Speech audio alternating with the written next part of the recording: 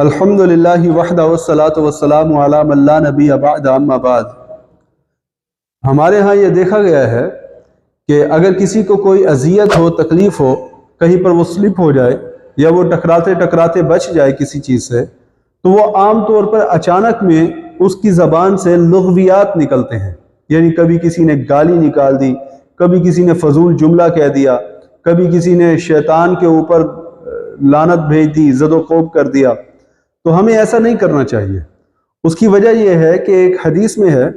کہ شیطان اس کے ساتھ غرور میں آ جاتا ہے۔ وہ کہتا ہے کہ میں نے اسے تنگ کیا، میں نے اس کو اذیت دینے کی کوشش کی اور اس نے مان بھی لیا کہ یہ اذیت میں نے دی ہے۔ اصل میں اس کا پس منظر یہ ہے کہ رسول اکرم صلی اللہ علیہ وسلم ایک صحابی کے ساتھ جا رہے تھے ایک جانور کے اوپر، اونٹ تھا غالباً، تو وہ اونٹ ایسی چٹانوں سے گزرا، اس کا پاؤں سلپ ہوا اور وہ گرنے کے قریب تھا۔ تو وہ گرنے ہی لگا تھا کہ پیچھے سے ایک صحابی نے، جو اللہ کے رسول صلی اللہ علیہ وسلم کے ساتھ بیٹھے تھے، انہوں نے کہا کہ بیڑا غرق ہو شیطان کا۔ یہ الفاظ انہوں نے نکالے تو رسول اکرم صلی اللہ علیہ وسلم نے کہا کہ ایسے مت کہا کرو، تم نے یہ جملہ کہا تو شیطان کمرے کی طرح پھول گیا، اور اس نے یہ کہا کہ دیکھو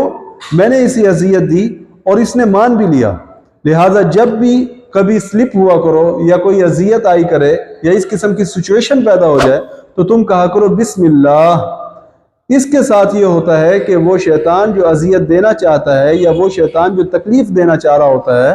وہ شیطان سکڑ جاتا ہے، حتیٰ کہ مکھی کے برابر ہو جاتا ہے۔ تو رسول اکرم صلی اللہ علیہ وسلم کی تعلیم ہے یہ،